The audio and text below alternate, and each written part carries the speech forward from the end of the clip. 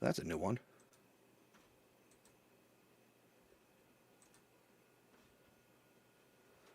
All right, we are live. We're going to do Podcast PD episode 142, and I just learned that you now need a premium subscription to X, Twitter, in order to go live. So, guess we're never going to be live on Twitter again. So, just learn that. And as you'll notice, AJ is not with me today, but after the intro, I am going to be bringing on a very awesome and special guest. If this was the 1980s, we might be preparing for a very special episode. All right. If you're checking in with us on chat, wherever you're either watching on YouTube or you're on LinkedIn, come on over to the YouTube if you're on LinkedIn. We got Leo in Brazil checking us out, Stephanie Scrocky in the chat. And we've got some great topics to talk about here that I am again pulling from Reddit. And we're going to start with classroom management tips. So buckle up and let's start the show. Coming up on Podcast PD episode 142, we are talking about classroom management and a whole bunch of other things that we're pulling from Reddit here in the summer. And AJ's not with me, but you don't want to miss this. Let's start the show. This is Podcast PD, the show that provides you with anytime, anywhere professional development. Our conversations and guests will provide you with the learning you might get in a faculty meeting or on a PD day. Except you're going to have more fun with AJ Bianco and me, Chris Nessie. Let's start the show.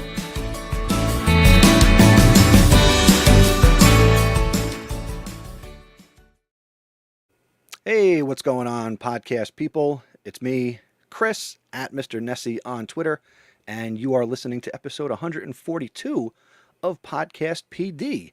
And I would throw it to the podcast paisano, but he's off stuffing his face with Hershey bars with his family and Hershey Park and all that good stuff, which is where I'll be in a few weeks myself. So I think I could eat more Hershey bars than him, but we'll have to figure that out. Let us know on Twitter. Who do you think could eat more Hershey bars, me or AJ? Please be kind. All right, I have pulled from Reddit, and you might be thinking, how is Chris going to do this alone? Well, I am not going to do the show alone, so I had to hit up the Rolodex, and I didn't have to go very far because there was only one person that I wanted to come on this podcast in AJ's absence. So let me get the comments ready here if you're watching, because I'm bringing to Podcast PD, not for the first time, not for the second time, we're bringing back the incomparable, my podcast compañera, Stacy Lindis. Hey, Chris. Hello, Podcast PD. Long time no speak. On the podcast, I mean... On the podcast, yeah.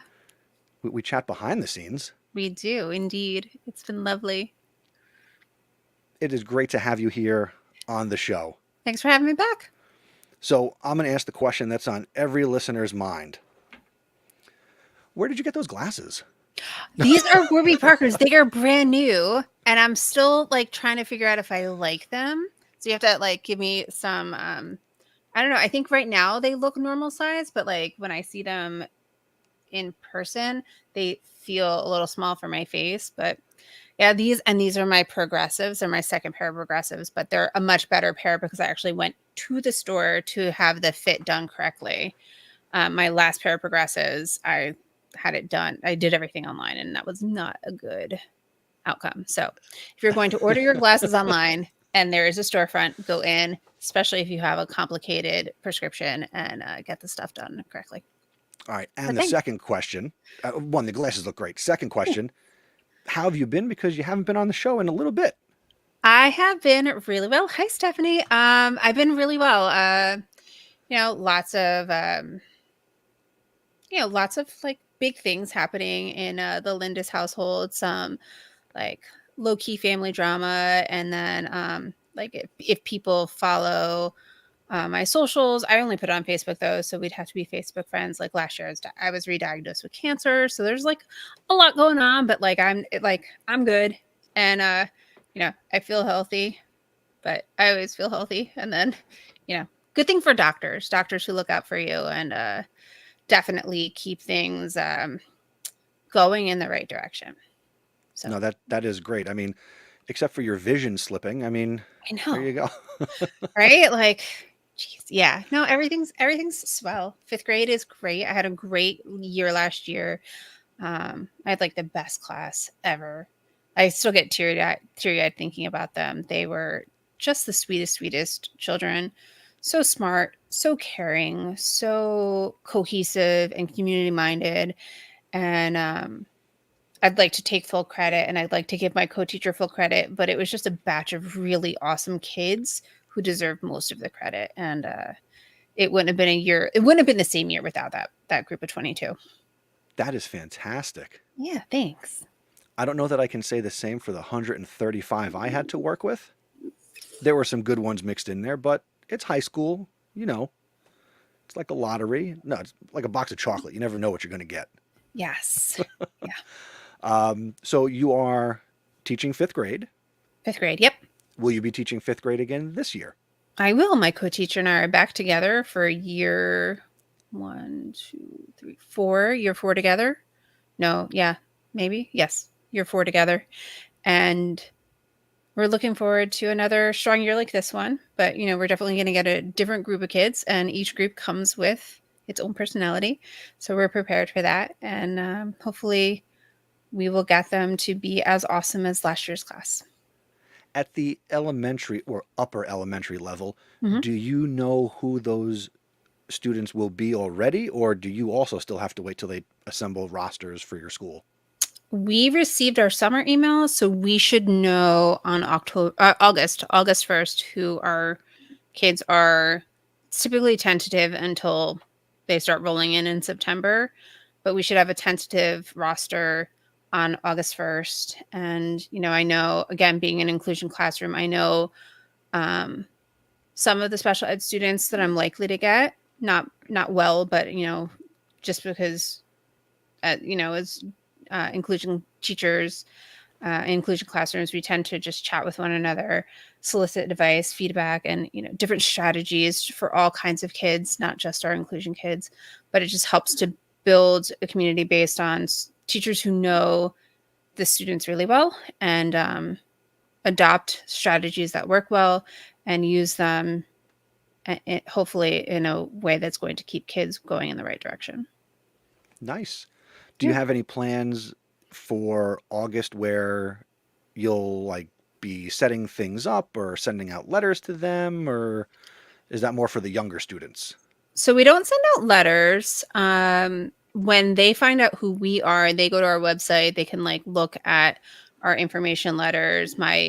Every year that I've been a teacher, I've always sent out a survey to kind of get to know my kids.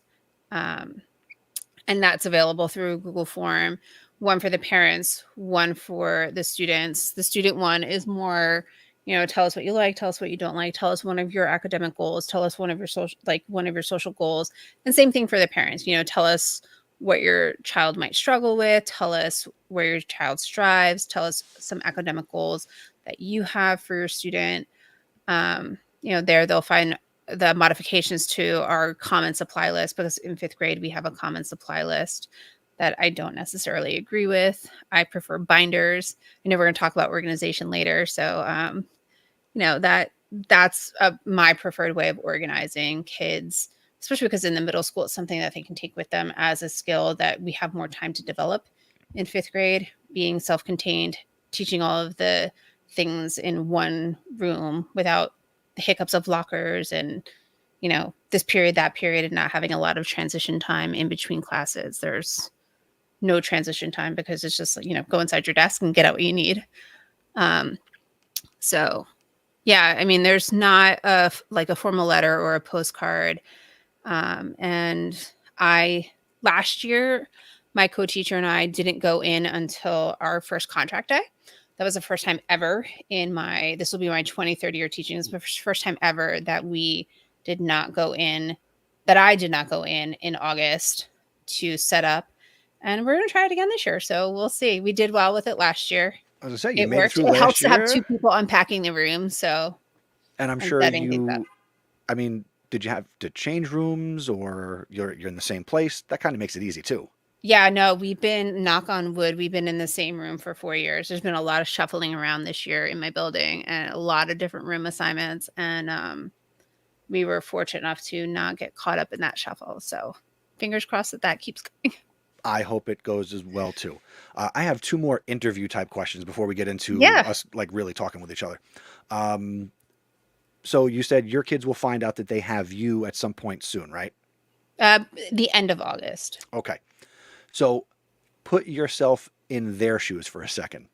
You've been in your building teaching fifth grade now for how many years? This will be my 6th year in 5th grade. Sixth year in fifth grade. Boy, Mhm. you really got to pay attention this year. Maybe I get know. no. You probably have some type of reputation in your building as Mrs. Linda's, right? What do you think kids think when they find out they have you? Well, I think physically, right? Like I'm like the teacher with the crazy curly hair. The past 2 years, my hair was purple, not all purple, but like I had purple highlights. So like, Not you know, Meredith Purple. what's that? Not Meredith Purple. Meredith from From Ed Camp and Philly. yeah, like a bright purple. Yeah. Okay. Yeah, it was fun. And so like I think I got a lot of like not accolades, but you know what I mean? Like young teacher vibes, even though I am not young. And I think like they realize that as soon as I start talking and I give off mom vibes more than I give off young teacher vibes. Okay. But I'm typically you know me, like I'll talk to anyone. So I'll talk to any kid in the hallway. I'm usually smiling unless, in my classroom something has gone awry. But like in the Right. hallway, I have a very cheerful presence for the most part. And if I don't, then people question if I'm okay. Because apparently I can't not smile and have people think that like life isn't hunky dory or whatever. And aside from that, I really don't know. We always tell our students, my co-teacher and I always tell our students that we're the best 5th grade team and that we have the best 5th grade class. And so they just have to live up to that level of expectation that we set for them of being the best. And yeah, every year they come through, I think, to the best of their ability. But like last year's class, they were rock stars. If I could retire on a class like that, that would be amazing. Well, here's hoping one day. Right? Here's hoping Well, that the next few years are just like that. there you go. Well, I challenge you to maybe ask them what they thought when they found out they had you. I should ask my other kids, like, what did you think versus what was reality? Right? We always ask them to write advice for the next year's class. We do it in a little pamphlet that we bought off of TPT 2 years ago. So this is our second year doing like this little brochure that's kind of pre-formulated instead of just write a letter to next year's class. Right. And that was a lot of fun. And it's just interesting to see like what the kids most look forward to. And we told them that it wasn't like they weren't allowed to write about things that the kids would already know about, right? So like try not to write about 5th grade carnival. Everyone knows that happens. Don't write about dare because like everyone knows to expect that. You personally, what was your favorite thing about 5th grade? Was it, our journalism unit, or was it that math project that we do at the end of the year? Because, kids don't know the particulars of 5th grade. They know like the big sparkly, shiny things. And so we got some more insightful responses this year. So I don't know. But this group that we had this year, and even my first year with my co-teacher, that group was really fun too, because we got to be like a little spicy and salty with one another. Like they just had like attitude and they were willing to give it back at within boundaries. And we Okay, set those yeah. boundaries, and so you can do that. But I'd be interested to hear what they have to say too. Like, what are your expectations? Because yeah, after 5 years, you definitely come with some kind of, but also I'm in a really big school where there are 17 sections of 5th grade. So Oh, like, okay. really, there's a good chance that there is no reputation for Mrs. Linda's because she's one of 17. Okay. I bet there's some reputation or some Good, excitement bad, from or those otherwise. kids. I'll let There my you go. kids tell me what it is. Okay. And my last interviewee question. Yeah. Did you have to dust off the microphone? Did you forget where it was, or was it right where you left it? Well, if you're watching, you know that I don't have my headphones, so I clearly misplaced those. But I did have to go downstairs to the basement to get the microphone, but I knew exactly where it was, and the little dongle that goes from USB or USB-C, USB-C to USB, whatever the traditional one is, which is what my old school mic is running on. It's not an old school mic. It's still very good.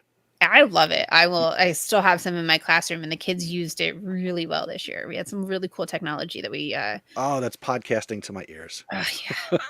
It was beyond podcasting. We got a grant for 12 iPads in the classroom, and they did some really awesome things this year. Well, if we have time at the end, I want to hear more about that. Yeah. Or we'll have to bring you back. Yeah, I'll come back. All right. So I went and I found some interesting questions from Reddit. AJ and I have had fun with this in the past a couple of times. Real quick, do you have a message for AJ that he won't hear because he doesn't re-listen to the episodes? Do I have a message for AJ that he won't hear? First of all, you said he's in Hershey Park, right? Yes. I would like to know what his favorite Hershey candy is, because I will tell you, as a chocolate snob, I don't really like Hershey candy. A chocolate snob. I am. I'm like, and not like super snobby, but like if you You're have a definitely choice. you're a Godiva girl. No, I don't like Godiva either. It's weird. Really? What is left? I like Dove. Lindt. Nope. Lindt is Really? weird too. Lindt truffles are strange. I like Dove. I like Cadbury caramellos, and the only Hershey chocolate I will eat, there are two. So in wintertime, I will eat the Hershey Bells that are Okay. peppermint bark. They're amazing. The peppermint bark bells. No other bells. I still have like half a bag in my cabinet that I eat like whenever I get a little craving. There you And go. then I also like the Hershey Nuggets with the toffee, like the creamy chocolate with the toffee and almonds. That's it. People are like, you don't, and I won't eat M&Ms either because All they're right. gross, Well, except for the peanut butter M&Ms. we will only find out what AJ likes if he brings it up because he listened to the question. But what's your favorite, Chris? Well, I do like Hershey. I like a good Hershey bar. I'm a sucker for Reese's. Okay. Is that Hershey though? Yeah. Is it? Yeah. That's not Mars? No, no, Hershey's. Yeah. Yeah.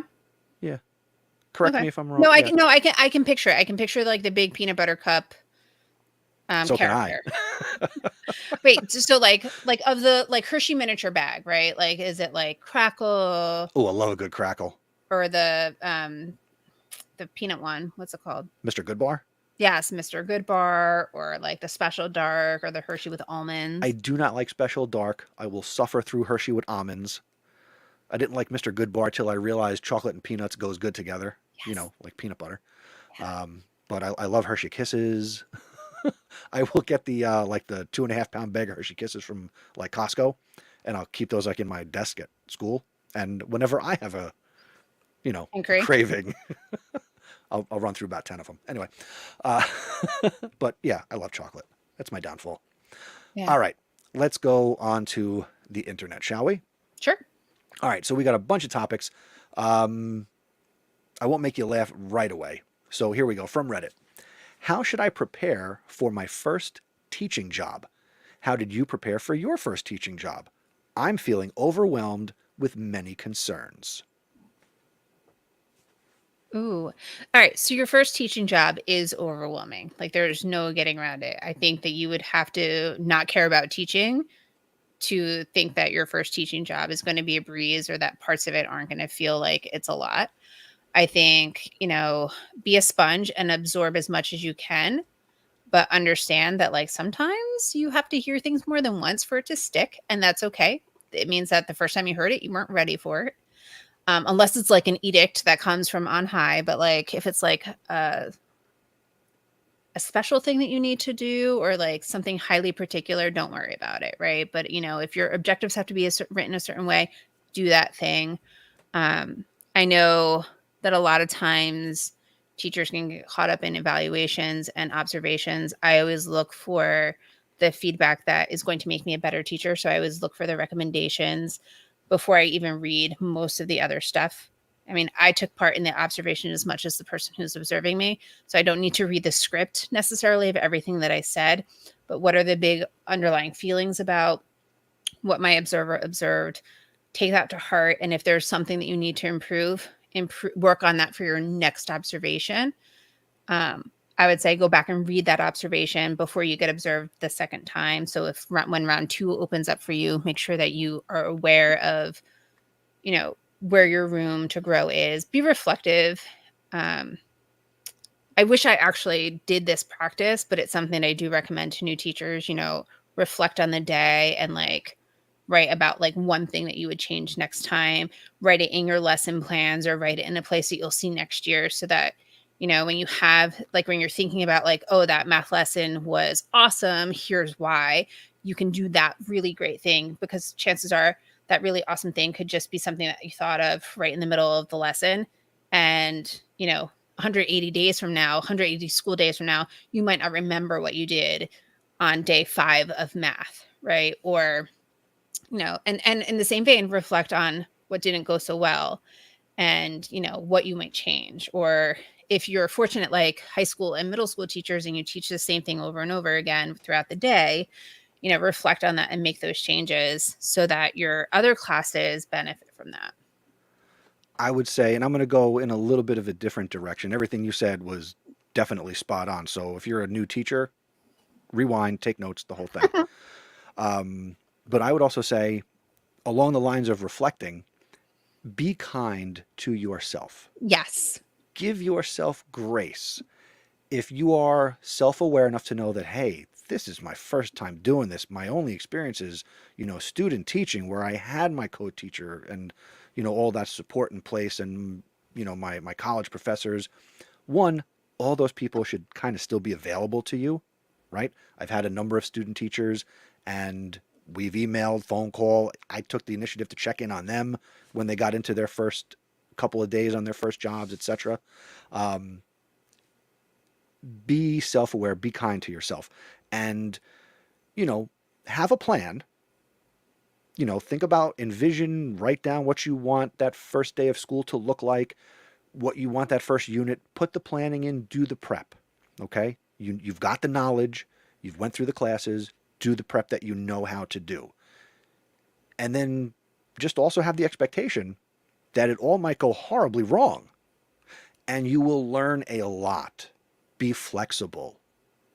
Okay? Just because you write that 3-page lesson plan doesn't mean you're going to deliver that 3-page lesson plan, because the kids might show up nervous on the first day. You might have 3 kids throw up because they're in the, you don't know what's going to happen. So expect the unexpected. Be ready to pivot, right? And if you're doing the planning well enough, you should be able to pivot without a significant amount of effort. And I'll tell you, there were times my first year teaching 5th grade where I wasn't 100% on the concept of one particular area. And I taught that lesson 2 days in a row. And then I had someone come in and I was like, I'm not teaching this in any way that feels right to me. And then eventually we had to move on. And that's okay too. If you're strong enough in your content, whether it's all of the academic areas or you're specialized like a history teacher, then you should be able to find a way to cycle it back to it and kind of reference back to hey, I did some more thinking about that lesson from Monday and now it's Wednesday.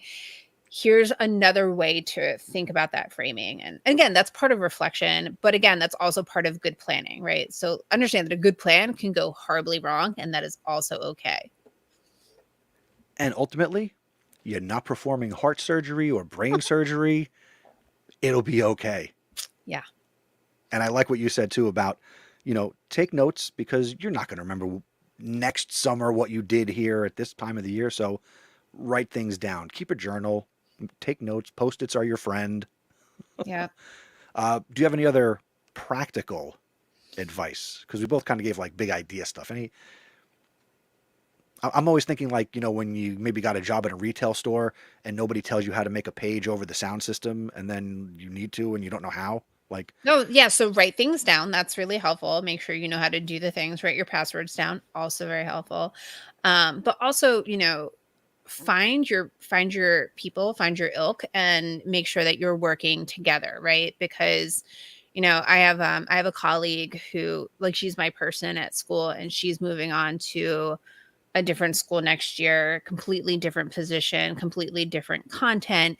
And her new supervisor, he said that, like, he always envisioned his teachers working together to create lesson plans so that one person isn't responsible for, again, the whole 180 days, but that, one person can take this unit, another person can take that unit, and then we get together and we talk about what we've planned so it all makes sense, because you and I are going to plan differently.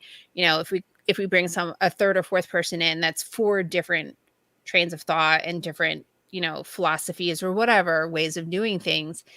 And so just making sure everyone's on the same page and collaborating with someone who's doing the same job as you, which is really hard if you're like a one-off, like Kate, right? Like, she doesn't have a lot of media specialists that she can go to talk about being a media specialist in her building anyway, because typically there's only one, right? Like, there might only be one music teacher or one art teacher. That we don't have that situation in my building because, again, we're too big. But I've come from buildings where there is only one music teacher, there is only one art teacher, and they see all the kids. And so, like, make sure you find someone, even if that person isn't in your building, find someone that you can talk to. And if it's your first year teaching in New Jersey and it's your first time ever, you're going to have a mentor. So if your mentor isn't working out for you, find someone who you can at least have those conversations with that you can trust. Because I have seen teachers over the year get assigned a mentor, and everyone has a different reason for going into mentorship, whether it be I need a pay bump, it will look good when I'm looking for my next higher position in education, or I just want to be seen as someone who is a leader. They're not all in it for the right reasons. I'm not watching The Bachelorette right now, but I feel like I'm like talking about it. And, you want to make sure that you and your mentor, at least have a professional relationship, but B, hopefully have a friendly relationship too, where you can go to them if you are actually having some more personal, professional struggles. And if you don't have that person, find someone. And I like that. And my last thing would be smile. Yeah, smile in the hallways at least. Smile in the hallways when you go to those first few days of school, and maybe it's just teachers in the building. Smile. Introduce yourself to people. Yes, introduce yourself. Maybe if they don't give you a name tag, throw a name tag on. Introduce. Yep. I'm new here.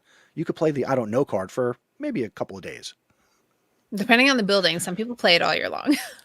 Or multiple years. Or multiple years. All right. I like that topic. So if you found value in that, share it with the first year teacher in your life. All right. Along the same vein, here is our next question. Different Reddit user, different thread, the whole thing. Would it be wrong not to tell my students that it is my first year of teaching? I say 100% yes. Listen, it's everyone's first year, and when they walk in September, right? It's any kid's first year in fifth grade, typically, right? There's not a lot of repeating of grades. I mean, it might be different depending on requirements at the middle school or high school level, but yeah, at the elementary level, for me, like, there is not a lot of repeating of grade levels. But what's the harm in owning that you're new, right? Everyone's new at this, at so many different things. And I think if you're upfront about it and you share that you're in a learning situation, as well as sharing expertise, because they didn't let you graduate without expertise, then at least they can also give you some grace. I have to agree with that 100%. And knowing, and I believe you know that when I have student teachers, we don't tell the kids that they're a student teacher. We play it off that it's their first year teaching. So I kind of prepare them for that. Although I've never explicitly said, all right, next year, tell your kids it's your first year. But I think I would now if I have But another why do you student play teacher. it off like it's their first year? Because I don't want them to be seen as not a teacher. And I don't think Mm. students will be as receptive to somebody who is a student teacher learning how to teach. They might not be able to, they might not respect that adult. I don't think. And I in my mind, it's also play it as I tell my student teachers that, next year when it is your first year of teaching, you've already played the role of first teacher. day of school, first year teacher. But now Yeah. you got to go do it by yourself. So Yeah. I wonder if there's like a grade level where that might change, right? Like, I can't imagine feeling that like I guess because my kids are 11, right? And so no matter who comes into the classroom, they're going to have at least almost that child's whole life twice, right? So like because you end you do your student teaching when you're 20, 21, yeah, 22, right? So they're at least double the age of the kids that I teach. I wonder if for you if it's different at high school because the age gap is so small. the age It's, gap is it's like smaller. 6 years, 7 years. Yeah, I would probably say because there is, for lack of better terms, there is some emotional trauma when in December we rip the Band-Aid off and say, by the way, I've been a student teacher this whole time. And What typically and how do your kids react? I've had some kids cry. I've had some kids be very much in disbelief. Because they felt duped? No, because they get attached to the young student teachers. Oh, so they're leaving. So they're leaving. So I don't think I would do that. Let's say I was teaching elementary school. I don't think I would do the same thing. Right. Although I will tell you, elementary kids have no idea when it comes to age at all.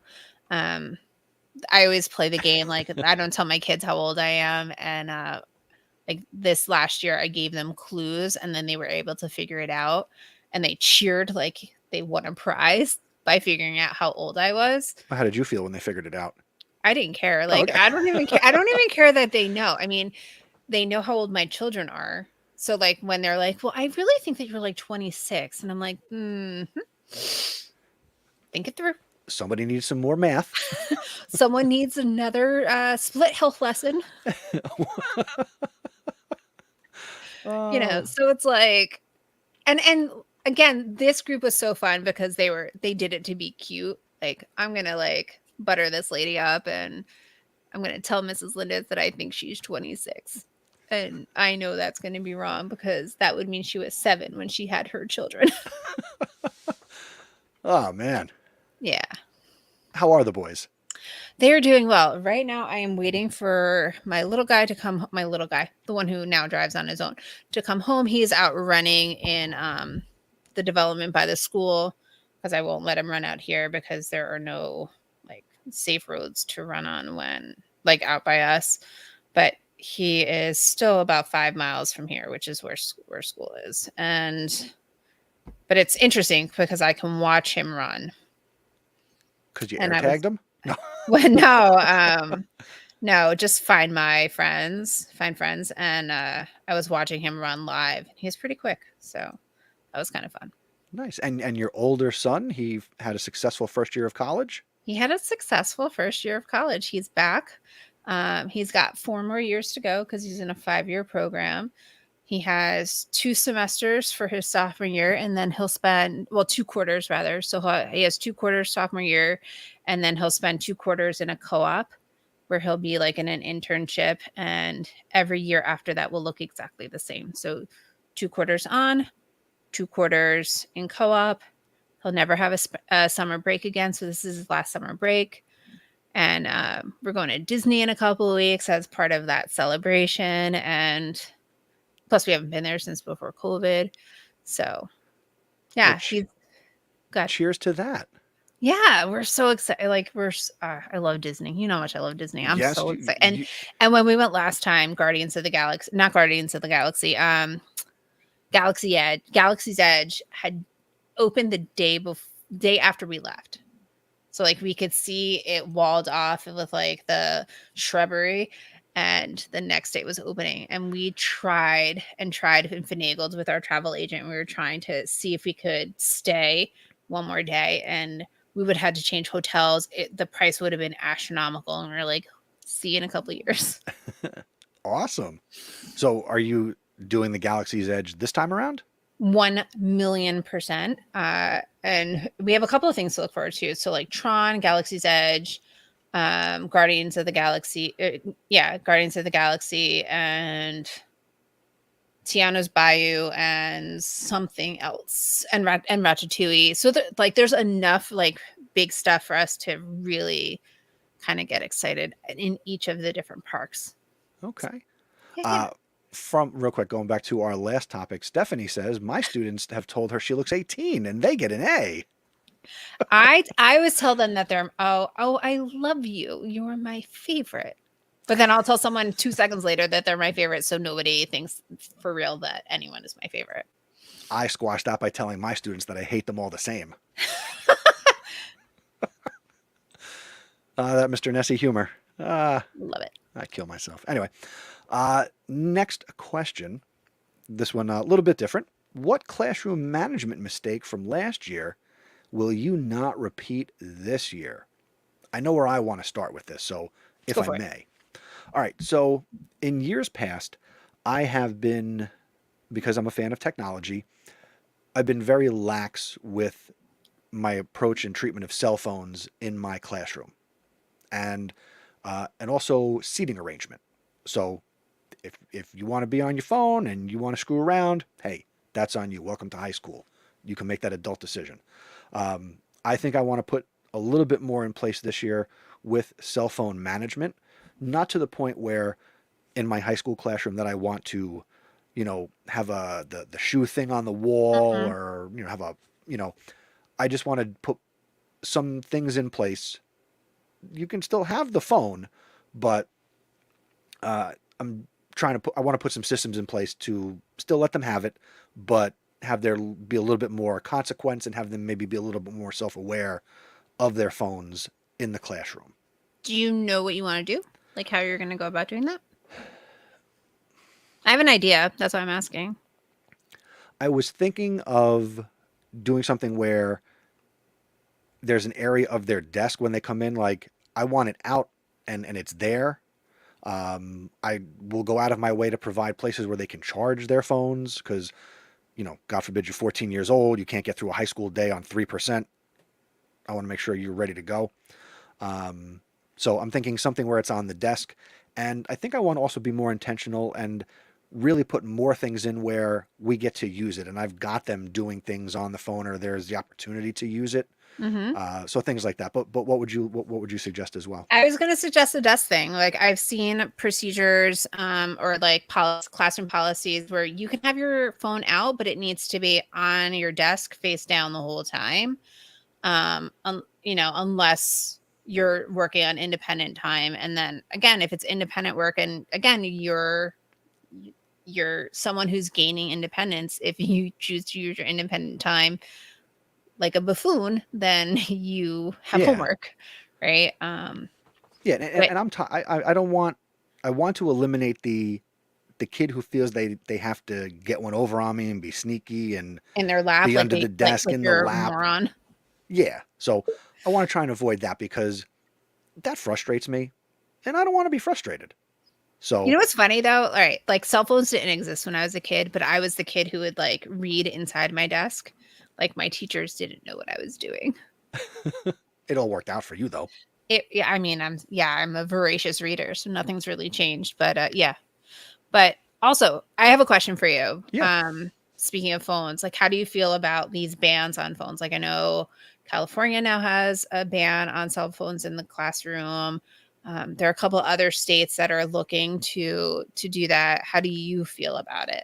Especially because like your kids are of the age where, it's normal for them to carry phones. Yeah. I am very much against the banning of cell phones. I am against putting them in the pouches. It doesn't sit well with me at the high school level. Why? Because you are closer to being an adult And I think you need to learn cell phone etiquette and putting it in a bag in your locker. If you're even in a school that still uses lockers, for example, my school, we don't distribute lockers anymore post COVID. All right. So, You don't even distribute them? nope, they don't give out combinations. They don't even assign them. Haven't since, yeah, Fascinating. yes. So now we just decorate them with poster, and they're just giant bulletin boards now. We come up with some great displays. Okay. But I'm against it. I was, I would say in the spring, I was on Teachers on Fire with Tim Cavey and did a debate where he moderated, and Dr. Matt Rhodes was very much about the banning of the phones, and we fought it out on Teachers on Fire. So I am Who won the against. debate? It wasn't like fiery, but we both just made points, and we ultimately let people watching decide. And what was the decision? I think I won. All right. I'll have to look that up. I teach debate to my 5th graders, so That's a good episode if you want to teach debate, yes, because we were we didn't yell, we didn't come to blows. that's what I'm saying. And they, my kids have devices. Yeah. They And have also, if you want to do the debate thing, my last episode of House of Ed Tech, where I had Tom Mulaney on, he is very much a proponent of not using generative AI, and I feel it has a place in education. So I invited somebody on who thinks differently and has a different point of view, and we did not yell at each other. So 2 adults coming together. I like it. So that could be great for you. The other thing, and then you could talk about your management stuff, although I don't think you're going to change anything because you're really good. The other thing was with seating. I typically tell kids on the first day of school, hey, just find a chair and sit, right? Welcome to high school. Your seat is yours to lose. I think I might start that way, or do the alphabetical order thing and then be a little bit more intentional about seating and grouping. Whereas I have not done that really ever. I mean, I've made groups when we do projects and stuff, but that's after I get to know the kids and things of that nature. But I also want to try to foster more conversation and discussion, which I think is important in a history and social studies classroom. And sometimes getting kids to talk is like pulling teeth. And I have a degree in history, not dentistry. Ooh, I have an idea for you too. Okay. So I'm going to do more of this next year. So this is part of my classroom management. So I started reading a book by Peter Lejadel. He wrote a book called Building Thinking Classrooms in Mathematics. And in that book, he talks about flexible grouping, but visible flexible grouping, in so much as, it's not I, the teacher, am telling you, the students, that I've randomly created these groups and you just have to take my word. It's literally for, we use Flippity, and then our rosters in Flippity. Sometimes it gets hairy because like our kids will get pulled for G&T or lessons for violin or whatever. And then those kids are missing. So you have to do some finagling. But, through Flippity, it's all right. I need groups of 3, and it's always groups of 3. And he has a whole rationale about why it's groups of 3. And then on Flippity, I'll be like, all right, how many times are we flipping? Like, how many times am I refreshing this? And they'll say 5, 6. I'm like, okay, 6. And so then I'll press the like regroup button 6 times and they can see it. Like, I had nothing to do with it. And the only adjustments we have to make is like, oh, Chris is out playing the saxophone right now. We have to make sure that like whoever, like the random kid that's in, because again, when you teach 22 kids, someone's going to be the oddball. So they either get plunked into a group that is not a 3, or they're the 4th in a group of 3 already. And that has been a game changer. The kids love it. Okay. And there are different ways to group. He also recommends using playing cards, right? And then so you'd have like 3 hearts or 3 sevens or 3 whatever. And so the kids get grouped that way. And again, you're passing out cards. You can shuffle them in front of the kids if you want to. And it's like, here's your card. All the hearts go over here. All the spades go over here. You know what I mean? Like, I would use numbers because there are only 4 suits, but you get the point. Yeah. No, I like that. Or you can do odd numbers and even numbers, or numbers less than. Okay. All right. Yeah. I'm also tired of, like, because again, I try to focus on the 4 C's in my classroom, And one of those is collaboration. And I'm also tired of kids saying, I want to work by myself. Right. And so it gets rid of that. And it gets rid of, like, one of his reasons for not having groups of 4 or even partnerships is in a partnership, they can do that side by side. And I've seen it even in 5th grade where, like, I'm sure you're familiar with when the boys were younger, that side by side play, Yes. right? And they do that side by side learning, but there's no collaboration, there's no discussion. But, if you're really enforcing, and it's easier in a group of 3 that, like, everyone has to participate. There is someone who's going to be a little bit bossy. There's going to be someone who might want to hang back. And then there's going to be that kid in the middle and it just works better because you don't have one person who's going to take over for 2 people where you might have one person taking over for one person. Okay. I like that. And it's always groups of 3. No matter what you're doing, it's groups of 3. I mean, we don't always do it that way, but again, it's a math book, so we tried it mostly in math, but then it spilled over into our other academic areas, and it's working really well. I know that the middle school and high school math teachers were reading the book with more fidelity than I did, and then they ran a PD in February for all content areas, and a lot of teachers walked away excited to try that. So It's a great book. Now, here's the problem with professional development. You just gave that to me in what, 2.5, 3 minutes? And those people probably sat in like an hour training on it. It was a great training, though, where we actually got to put into practice not just that one thing, because they covered, I think he has 13 or 14 principles in the book that he talks about, and they covered, I want to say 5 or 6 of them. And it was great because they covered up to the point of the book where I was actually at. I was like, okay, I read all of this and I feel good about that. But it was my alt eval problem of practice. So my co-teacher, or not my co-teacher, my good teacher colleague friend who's no longer going to be in my building, she and I did it together. And so there was a lot that we took away from it. And when she goes into her content specific area, she is going to focus on like bringing some of that in, even though she's not going to be teaching math. Okay. Is there anything that you are going to look to do this year that is different than last year? So last summer, I was able to attend the responsive classroom training again, which was nice because, I'd done it 20 plus years ago. And it's definitely one of those things where you just kind of want a refresher. Coming into 5th grade was like a big shock after being out for 7 years. So it was just kind of nice to go back to some of my roots, understand again, and redefine my purpose and my why for some of the things that I believe, and put into practice some of those things. So I think one of those things I would go through and model a lot more than I did. I think when I came into 5th grade, one of my misconceptions was that I didn't need to model for kids as much as I think 5th graders need to be modeled for, because just more like the particulars in my room. Like, this is how things happen in our classroom, right? So less of, this is how you add. I think kids understand that model, but like, this is how you set up your math notebook. This is how you set up, we do something called a problem string. This is how you set up a problem string. This is what it should look like. And like going a little bit slower than being like, here's what it looks like on the board, right? I think I would be very deliberate in like, okay, draw your lines, get yourself ready, label your sections, and now let's go. There's definitely some stuff that I want to do with more fidelity from that book that I mentioned, Building Thinking Classrooms in Mathematics.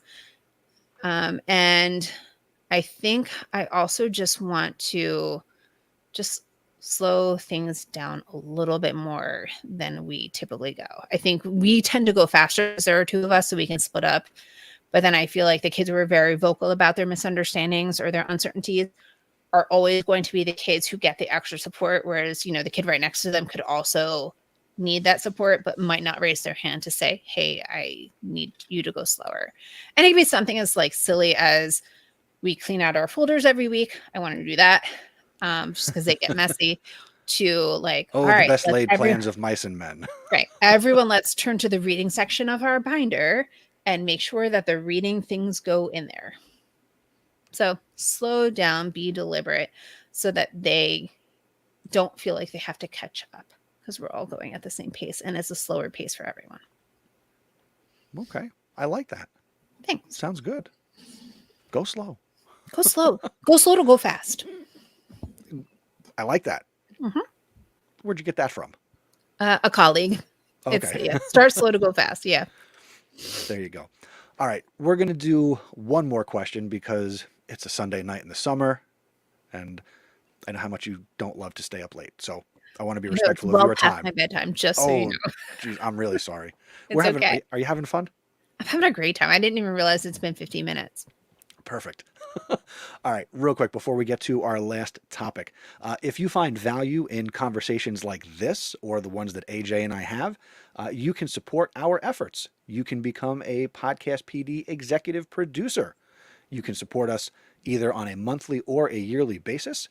And as a thank you, all executive producers will receive an exclusive Podcast PD executive producer sticker. And if you support us for a year, we'll send you the sticker, we'll do the mug, t-shirt, we'll throw in a hat. I'm rocking a t-shirt today if you're on I saw that. YouTube. Yeah, that just came the other day. And a few extra bucks. Figured I'd invest in this thing. All you need to do is go to podcastpd.com/executive producer and you will get all the information that you need. And we want to say thank you to Holly Landez, Sandy Hartman, and of course, Stephanie Scrocky for your support. Stephanie's an OG supporter. I love it. She is. She is the best.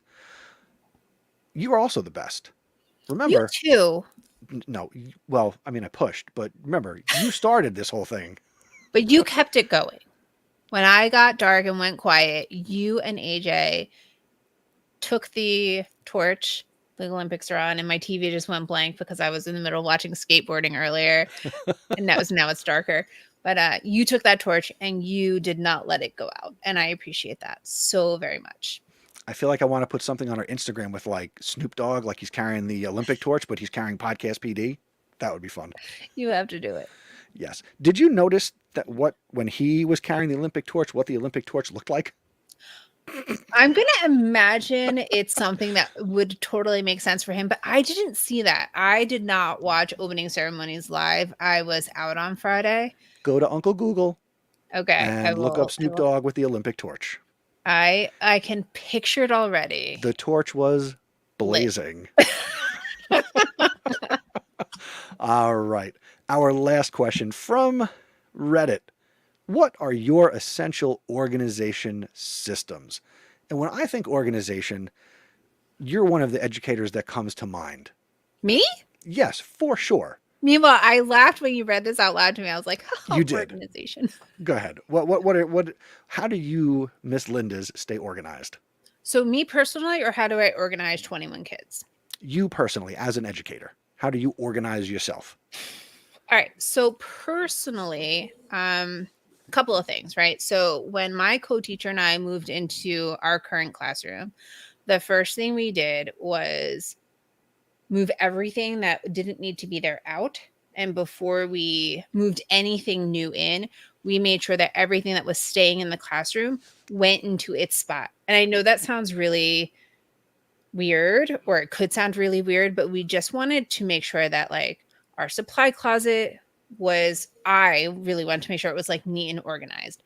I wanted to make sure and even when I came back from medical leave last year, one of the things I did, because I was kind of limited in what I physically could do, I went through that cabinet and I labeled everything and I reorganized it because it made me feel better. So that's like number one. And honestly, like new teacher advice, that's good advice. When you go into a classroom, don't necessarily throw everything away, especially not your first year. You don't know what you might find value in. But by all means, if on January 19th or whatever your last day is, you have not touched the bottom 3 cabinets in your filing cabinet, toss that stuff and don't ever look back. And feel okay with that. You know, we live in a very digital world. So those types of records and paper, it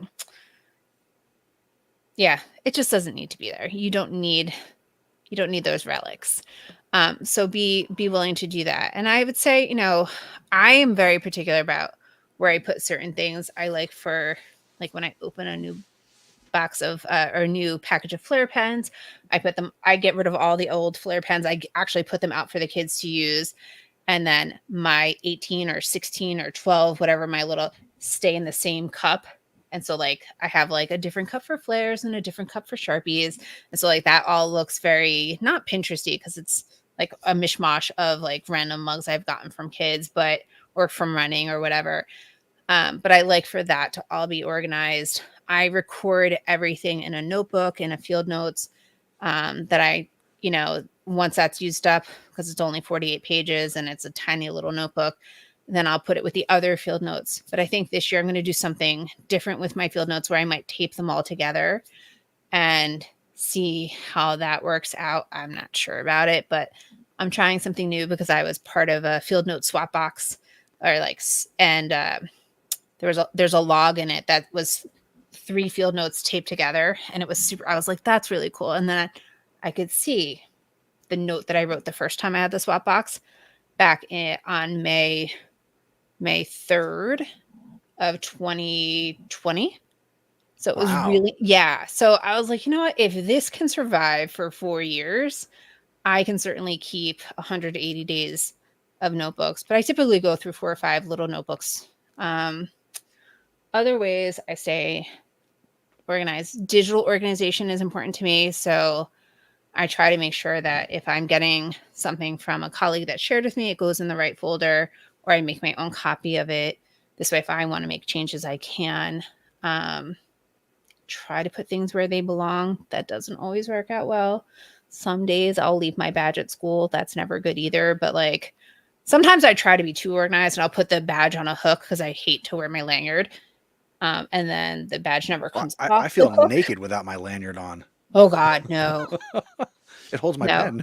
I'm in so much trouble if I ever have an administrator who insists that we wear our badge. Uh-oh. Although I did get better about wearing it this year. I found a really cool like pulley one. Okay, yeah. And then I attached it to my dad has this little like magnetic clip that he clips to his shirts for his glasses that he'll take it off and like it goes in like that. And I was like, what if I took one of those little pulley things and clipped it onto that so that it was magneted instead of being clipped or pinned and so then it's just attached, and I like that so much better. So I would say around January started doing that, and I had my badge on me more often, which was important because then we had to start using our badge to use the copier. It's the only reason I started doing it. Look at you. And we had to have our badge Stacy the maker. What's that? Stacy the maker. Oh, I'll show you my system. I'll take a picture, send it to you. There you go. But yeah, I would say, if you're the type of teacher who does writing with your kids, write along with them and have your notebook on the ready. Same thing with a math notebook. One thing to stay organized for the kids in general is, if have like a while you were out folder or while you were out bin, and just leave it on their desk so that all of that can be collected and given to a kid. I think this year, one of my goals is to create a binder that is kind of a replica of the one that I expect the students to keep. Right. Okay. Again, if I'm going slow with them, then I will have the same writing checklist that they need for narrative writing. And I'll have the same handout or anchor chart that they got for reading. And then this way, when Chris loses it or AJ's out for a week, I will know exactly what needs to go in there. And when you get that new kid in the middle of the year, it's like, let me just copy everything that's in here, hole punch it for you, and we'll put it in a new binder for you. So that's my goal for that. That'll be new for me. So I'll let you know how that goes. Based on everything you said prior to that, it's probably going to go perfect. I hope. I mean, I like to write things down, but I don't always keep papers neat and organized. So if I have expectations for my kids, I should have that same expectation for myself, or at least be able to show them that I can do it with them. And then they know that it's possible. And then they know it's possible. And then they'll just secretly think, well, she's the teacher. She better be able to do it. Duh. I told one of my kids I was going to keep his binder so that the rest of the next year's class could see what a good binder could look like. He was phenomenal. Again, this class was like chef's kiss awesome. So nice. How about you? What are you going to do for organization? What are your organization hacks? Well, first, everything you said, I didn't know you were going to say, other than I knew that it would be good. Oh, thank Because, you. You again, knew it would include notebooks. wait, what? You knew it would include notebooks, little notebooks. I do. Real quick, with your field notebooks, because I know you're a huge Hmm. fan. Field notes, you need to Yep. sponsor Stacy, by the way. Totally, because one, they're expensive. Um, are your field notebooks lined, blank, dotted, or grid? So I will tell you, it's funny that you should ask. I do have a preference. Personally, I prefer dot grid or grid. In school, I save any lined notebook I get, and they're only used for school. Okay. Fair I enough. find that it's easier because, like, in my personal notebook, which I use more like a bullet journal, I like to do weird things or make it whatever. But for school related stuff, I need to take notes on a faculty meeting. I need to take notes at an IEP meeting. I need to take notes at PLC. It's a lot of note taking. It's very linear. Lined field notes tend to have more space for writing. So then I don't feel like I have to slow down. Okay. And so I can get a little bit messier. Whereas graph or dot grid, the spacing in between, it's like the difference between wide ruled and college ruled. Yeah. Okay. Not exactly, but like that's the best analogy I can come up with. No, it makes sense to me. So, I mean, compared to you, I guess I am very disorganized, but a lot of what I do for myself is digital. I don't carry a bag to or from school. I love that for you. And I'm also jealous. It's possible. I mean, I have my Google Drive in my school account very well organized. Um, Everything is in a folder. I don't have very many loose things that are just out of folders. So, for my different units, the different topics, so all the content stuff, all my lesson plans, everything is very well organized. And that's something that does bleed over into my home life. So, like my computer here, everything's got a folder, everything's organized. It works for me. I know where everything is. It might not make sense to anybody else, like any good organizational system, Mm-hmm. but it exists. For my students, I use my classroom budget through the school supply thing. I provide every kid with a notebook. So I get like 10 or 15 cents when you do it through Mm-hmm. those school supply houses. So I provide them with notebooks. I have things to write with on hand. My class is not very note heavy, but it's there. But really everything's digital. Physically in the classroom, I know where things are. It's a high school classroom. I'm not over the top with decorations and bulletin boards. I'm that boring male history teacher who has his posters that he inherited over the years that just kind of go up where I feel like sticking them up The from year to year. stereotype that persists. Yes. I got you. Yes. Um, I don't know. I probably didn't do a good job answering the question. No, I think you did. I think for you, it makes sense that your organization would be very digitally focused. I use Google Keep, so if I'm taking notes, I've got that on my phone. Mm-hmm. To me, that's like a digital field notebook. Yeah. Google Keep. But again, Google Docs is my friend. Uh, a lot of the AI stuff is my friend now. I've got a locked tab with ChatGPT and some other tools when I want to create or do something using way less time. So there's that.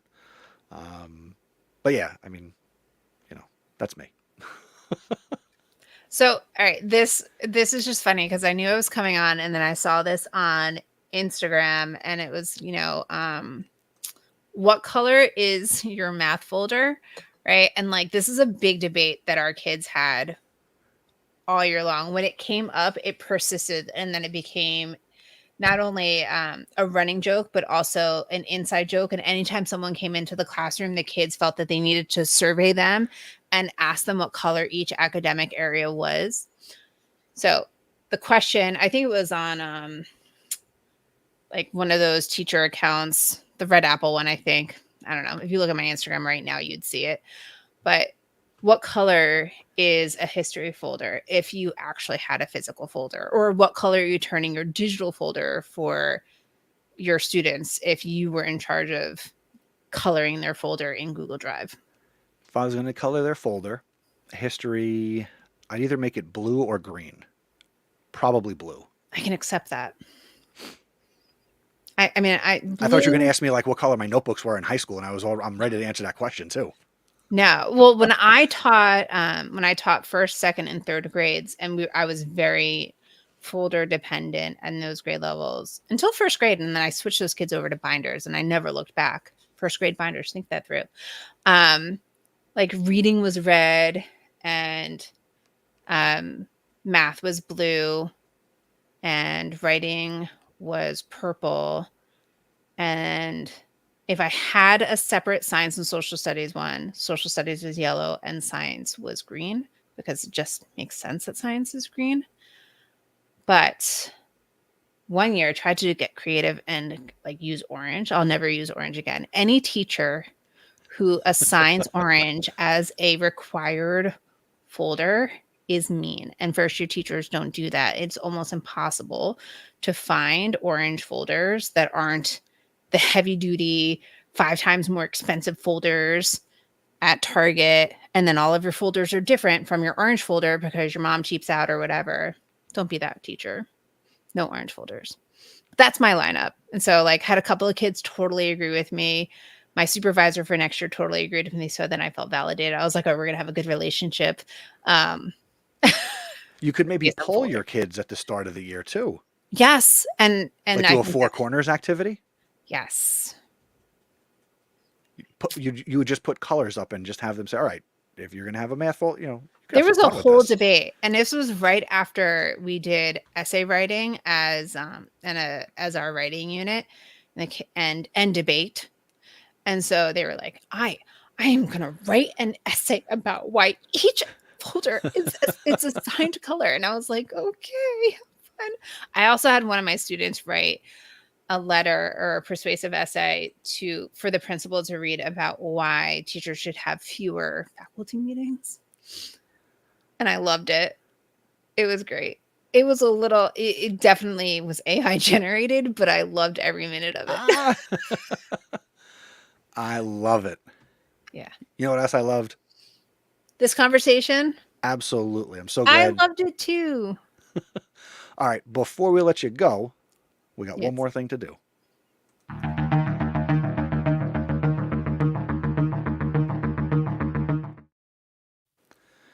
So, Stacy, you listen to podcasts?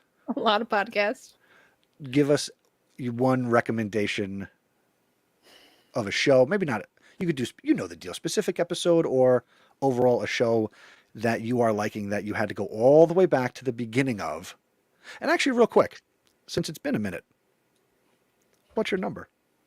Long-time listeners know what the number is. I knew you were going to ask.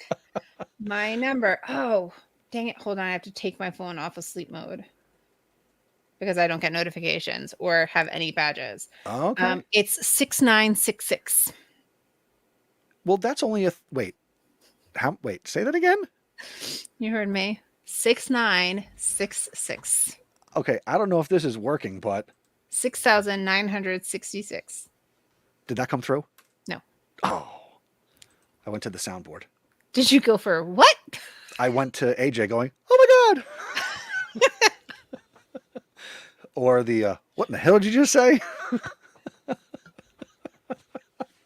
It didn't come through, but that's hysterical. Oh. Yeah, no, 696. Stacy, that's a problem. I haven't listened to I haven't listened in a minute.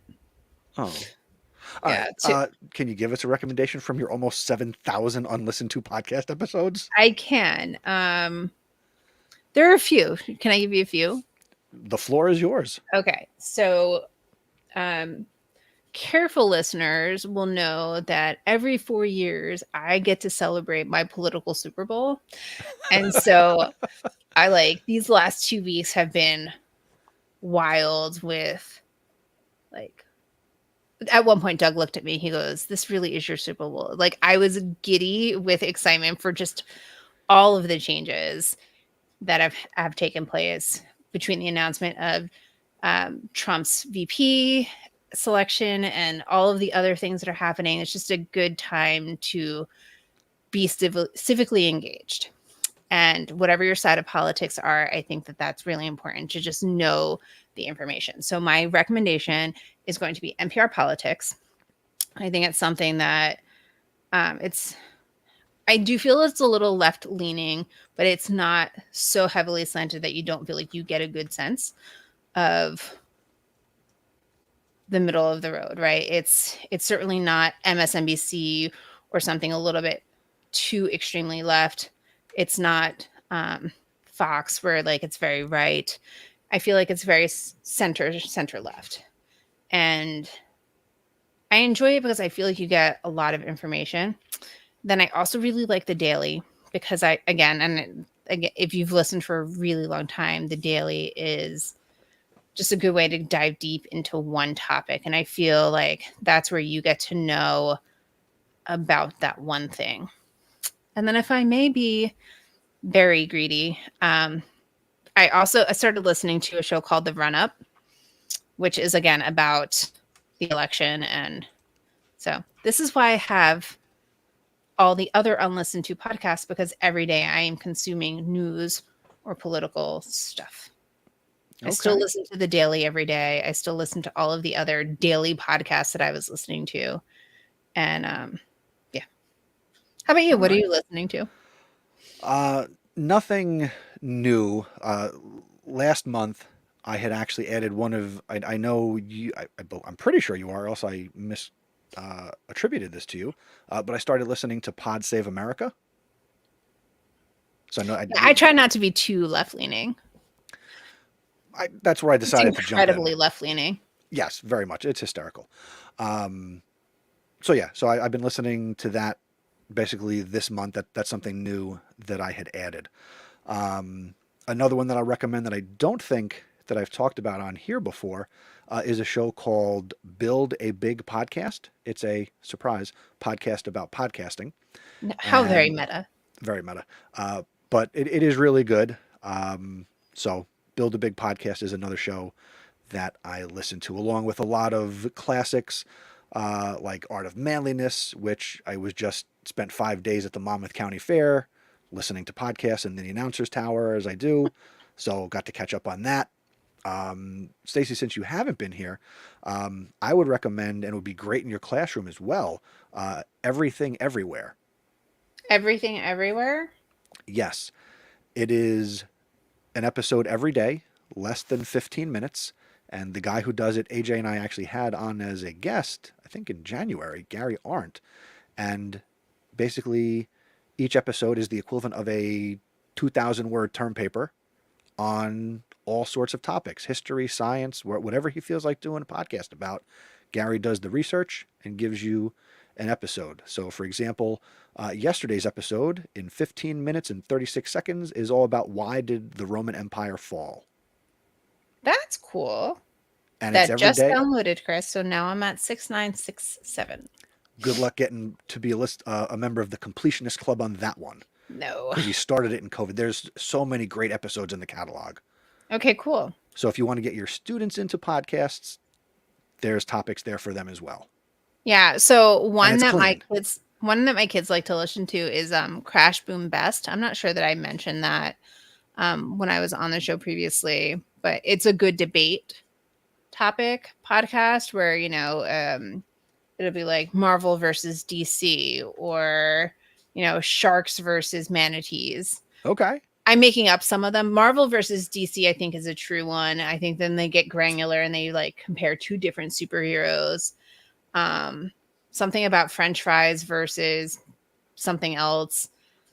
Like, so it's silly topics, but it's the idea that debate can be anywhere. Okay.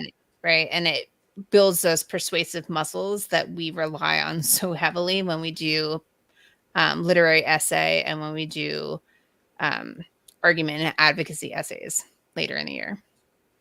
All right. Yeah. And your kids might like it. They do. Miles does listen to podcasts. Yeah. He falls asleep to them. Does he still have his vacuum podcast? He does not. Oh. And the knock knock. I was saying, what about the joke one? That one is not dead, but it's also not alive. Mm-hmm. Although he just came to me, he wants to maybe start a Mac related podcast and Ooh, talk about Apple stuff. He's a big Apple fanboy. love that. So, yes. I don't So like that for your wallet, but I love that for him. I don't like it for my wallet either, and he thinks there's something in it. But listen here, though, he wouldn't have that weird outage that took place 2 Fridays ago. That's true. Well, That did not affect my Mac. that's right. He does have some scrap Macs, and he's all so.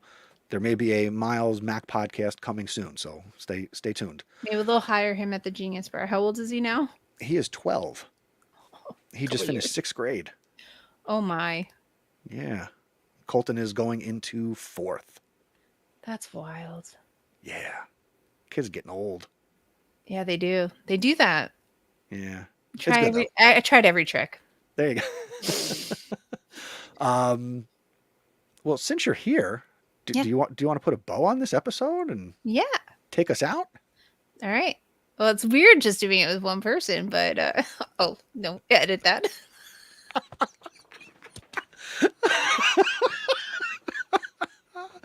Uh, Oh my gosh. get back on track. Where's AJ? Now I have to have him listen to it. All right. Well, you're gonna have to edit that out. You know how I edit. That needs to come out. Okay. I asked all for right. one edit. It's at what minute are we at? 1 hour and 16. Okay. All right. It'll come out. Write it down. I'll give you field notes. Hold on. Wait. Let me check. Stacy likes one per. No. Anyway, Go ahead. say goodnight, Christopher. Good night, Christopher. Good night, Podcast PD.